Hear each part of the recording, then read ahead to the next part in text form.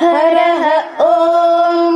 नमो भवाय च रुद्राय च नमः शर्वाय च पशुपतये च नमो नीलग्रीवाय च शितिकण्ठाय च नमः कपर्दिने च युक्तकेशाय च नमः सहस्राक्षाय च शतधन्वने च नमो गिरिशाय च शिपिविष्टाय च नमो मेढुष्टमाय चेषुमते च नमो ह्रस्वाय च वामनाय च नमो बृहते च वर्षीयसे च नमो रुद्धाय च समृध्वने च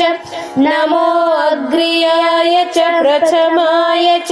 नमः आशवे चाजिराय च नमः शीघ्रियाय च शीभ्याय च नमः ऊर्म्याय च वस्वन्याय च नमः स्रोतस्याय च द्वीप्याय च इति पञ्चमोऽनुवाकः।